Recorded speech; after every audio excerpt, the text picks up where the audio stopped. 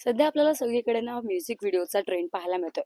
याच ट्रेंडमध्ये आता आणखीन एका गाण्याची भर पडते. कशी ओढे नवं गाणं आपल्या भेटीला आलंय आणि याच निमित्ताने जाई आणि आदिश आहेत. खूप खूप स्वागत आहे तुम्हा दोघांचं. कसे आहात तुम्ही दोघं? एकदम मजेत. Thank you so much. काय मस्त मजा येत. काय म्हणतेस? मी पण मस्त. काय सांगाल, कशी ओढे गाणं नवीन आता सध्याच लॉन्च झालंय, काय सांगाल, काय अनुभव होता एकंदरीत? अनुभव खूप चांगला होता. खूप दिवसांपासून एक चांगलं गाणं करायची खूप इच्छा होती as a singer, as a artist म्हणून. आणि एका सिंगर किंवा आर्टिस्टला नेहमी असं वाटत असतं की चांगले शब्द, चांगली चाल त्यांच्यापर्यंत यावी. सुदैवाने मे बी योगायोगाने ते सगळं जुळून आलं आणि शब्द चांगले होते. आदिश फॉर्च्युनेटली सेड येस की हो मी करतो हा व्हिडिओ. त्यामुळे it was a cherry on the cake. आणि म्हणलं की आता हे करूया. आम्हाला खरं ॲक्च्युली खूप वेळ लागला. जनरली एक म्युझिक व्हिडिओ करायला इतका वर्षभर वेळ लागत नाही. पण खूप ब्रेनस्टॉर्मिंग होतं, कारण आम्हाला थोडं ॲस्थेटिकली पण दाखवायचं होतं. काय वेगळं आपण गाण्यात दाखवू शकतो, कारण हे गाणं टिपिकल लव्ह सॉन्ग नाहीये. याच्यामध्ये डान्स एलिमेंट पण आहे. आणि ते म्युझिकल, आणि जसं अमोलनी सांगितलं, the director of the song, की मुवमेंट्स अपेक्षित आहे याच्यामध्ये. सो आम्हाला ते डान्स एलिमेंट पण आणायचा होता. सो बेसिकली श्रवणीय जितकं आय होप वाटतंय गाणं, तितकं आम्हाला ते व्हिडिओ पण चांगला दाखवायचा होता. So it was a very lengthy process, but it was very interesting. मला पहिल्यांदा जेव्हा मी गाणं ऐकलं तेव्हा आय लव्ह द सॉन्ग. एक छान त्याला एक लय, एक रिदम आहे. The lyrics are very nice. आणि जाईने गायलंय पण खूप छान. त्याच्यामुळे मुळातच पहिल्या भेटीत आणि पहिल्यांदा जेव्हा ऐकलं सगळंच जुळून होतं. त्यामुळे नाही म्हणायला काही ते कारण नव्हतंच. फक्त डेट मॅनेज करायची होती, ती सगळी सॉर्ट आउट झाली. त्यामुळे it was my pleasure to be on board. आणि आता सगळ्यात असं असतं की कॉन्टेंट आपल्याकडे रेडी असतो, एक लॉजिस्टिकली एस्थेटिकली गोष्टी डोक्यात असतात, पण the most important part especially मला असं वाटतं when it comes to music videos is also the execution. कारण तुम्हाला ते 2 दिवस, 1 दिवस, 3 दिवसात याच्यात तुम्हाला एक साधारण एक म्हणजे शॉर्ट फिल्मच म्हणू शकतो आपण, तसं असतं. So you have to be ready, prepared on the day of shoot. आणि आय थिंक पूर्ण टीमने ते खूप चांगलं केलं ऑन सेट काम. त्याच्यामुळे हा आउटपुट बघायला मिळतोय. पर्सनली आय फील, म्हणजे मी स्वतःचं काम अतिशय क्रिटिकली बघत असतो. त्यामुळे स्वतःला फीडबॅक पॉझिटिव्ह निगेटिव्ह सगळे असतात. पण आय लव्ड इट. एक मला असं वाटतं की ओव्हरऑलच म्युझिक मला एक प्रेक्षक म्हणून मला ते आवडलं आहे. It's all up to the audience की तुम्हाला ते किती आवडत आहे. पण कन्सिडरिंग द फॅक्ट दॅट ते एका दिवसात, 1.5 दिवसातच शूट केलेलं आहे सगळं, I think the entire team has done a very remarkable job. पूर्वी एक काळ होता जेव्हा रेडिओवर, टीव्हीवर गाणी रिलीज व्हायची, पण आता सध्या सगळ्यांना सहज शक्य झालंय. कुठेही ट्रेनमध्ये असेल, घरी गेला आपण कुठेही गाणं बघू शकतो. सो सगळ्यांना सहज शक्य झालंय. तर याच्याबद्दल काय सांगाल? एक ट्रेंड बदललाय, आपण एक वेगळा ट्रेंड सेट केलाय, माध्यमं खूप सोपी झाली, याच्याबद्दल काय सांगाल? माध्यमं खरं असं आहे की खरंच as you said very right, की खूप बदललंय. आणि आता लोक फक्त ऑडिओ पुरती मर्यादित नाही राहिले, तर लोकांना व्हिज्युअली पण गाणं बघायला आवडतं. हा सगळ्यात मोठा चेंज होता, कारण रेडिओच्या काळामध्ये लोक गायला म्हणजे ऐकायला त्यांना जास्त प्राधान्य द्यायचे. पण आता असं झालंय की व्हिडिओचा ट्रेंड आहे, रील्स आहेत, इंस्टाग्राम आहे. त्यामुळे people are more aware also की ते काय बघतायत, काय बघायचंय त्यांना.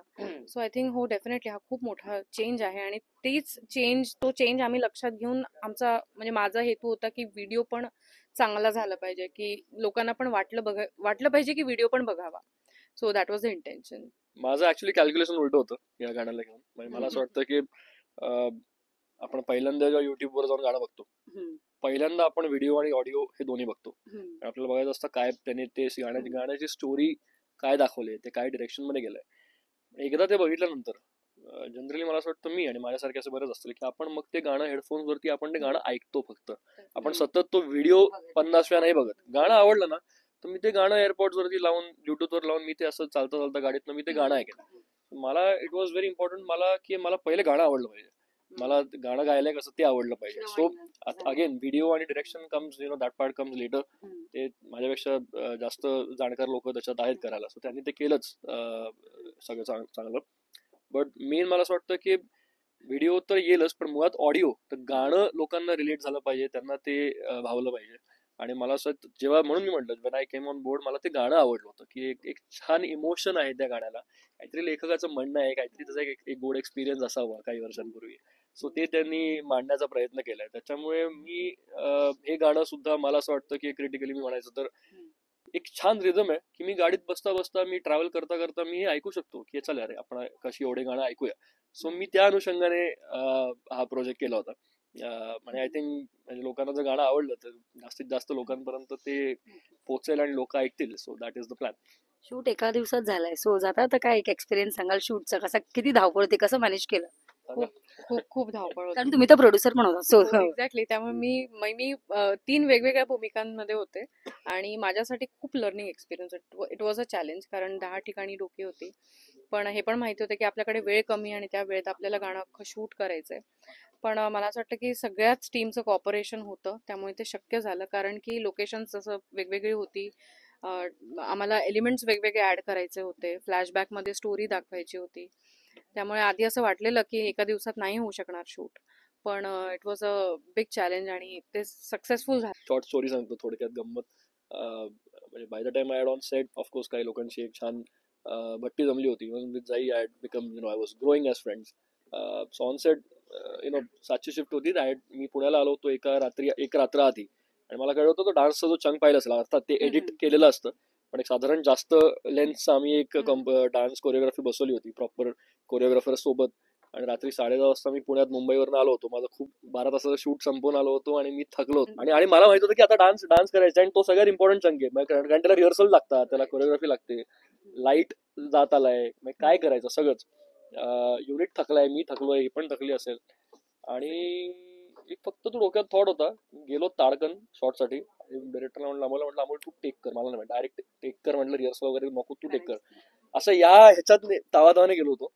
आणि कारण मला माहित होतं की जेवढं जास्त टेक्स मी घेईन तेवढंच मला पुण्यात जास्त थांबायचं. त्याच्यामुळे लकीली त्या ज्या जोशमध्ये गेलो त्या जोशात साधारण अख्खा एक वन टेक झाला. फक्त टेक्निकलसाठी आम्हाला दुसरा करायला लागला. Even choreographer was so happy and surprise की अरे वा, मलाही छान, आता लवकर घरी जाता येणार आहे. त्यामुळे तो डान्सचा चंक आम्ही साधारण एक 20-25 मिनिटातच तो आमचा झाला, ज्याला कदाचित माझ्यामुळे 1-1.5 तास लागू शकला असता, कारण मला काही रिहर्सल नव्हती त्याची, का माहित नव्हतं. पण ते एक छान, it ended on a very great note. नक्कीच बिहाइंड दी सीन मुळे खूप छान गाणं झालं असं म्हणायला हरकत नाही. काय सांगाल जाता आता? कशी ओढ हे गाणं अतिशय गोड गाणं आहे, म्हणजे अर्थात तुम्हाला सगळ्यांना आवडेल ही आशा करतेच. हे खूप वेगळ्या धाटणीचं गाणं आम्ही घेऊन आलोय. आता सध्या वेगळा ट्रेंड चालू आहे, पण त्यामध्ये एक सॉफ्ट रोमॅन्टिक गाणं आम्ही आणलंय. होपफुली एक गोड चाल आहे, गोड गोष्ट आहे, तुम्हाला सगळ्यांना आवडेल ही आशा करते. जरूर ऐका. येस, एक फार काय त्याला म्हणतात, जेन्युइन प्रयत्न आहे संपूर्ण टीमचा की तुमच्या समोर या गाण्याचं सादरीकरण करायचं होतं. ते आज झालेलं आहे. त्यामुळे we all are very happy, and I hope की तुम्हाला सुद्धा या गाण्याचा आनंद मिळेल. नक्कीच प्रेक्षकांना हे गाणं खूप आवडेल असं म्हणायला हरकत नाही. Thank you so much. थँक्यू.